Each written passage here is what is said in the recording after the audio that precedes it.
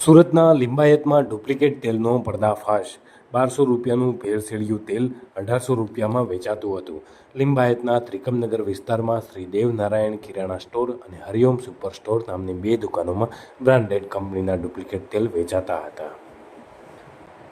આ ઘટના બાદ બે દુકાનદારોને ધરપકડ કરવામાં આવી છે। પ્રાપ્ત માહિતી મુજબ લિંબાયતના ત્રિકમનગર વિસ્તારમાં શ્રી દેવનારાયણ કિરાણા સ્ટોર અને હરિઓમ સુપર સ્ટોર નામની બે દુકાનોમાં બ્રાન્ડેડ કંપનીના ડુપ્લિકેટ તેલ વેચાતા હતા। આ દુકાનદારો માર્કેટમાંથી 1200 રૂપિયામાં સસ્તું તેલ ખરીદીને તેના પર બ્રાન્ડેડ કંપનીના સ્ટીકર અને બૂચ લગાવી 1850 રૂપિયામાં વેચી દેતા હતા।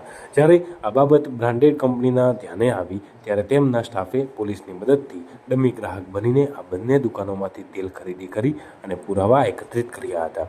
તપાસ દરમિયાન પોલીસને બંને દુકાનોમાંથી તિરુપતિ કપાસિયા તેલના 3 ડબ્બા મળી આવ્યા હતા।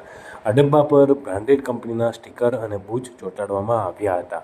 પોલીસે તાત્કાલિક કાર્યવાહી કરીને બંને દુકાનદારો લાલારામ કાનુજી તેલી અને મદનલાલ ભેરુલાલ પ્રજાપતિ સામે ગુનો નોંધી અને તેની ધરપકડ કરી લીધી છે। ઉલ્લેખનીય છે કે થોડા મહિના પહેલા પણ સુરતના કેટલાક વિસ્તારોમાં ડુપ્લિકેટ તેલ વેચવાના કિસ્સાઓ સામે આવ્યા હતા।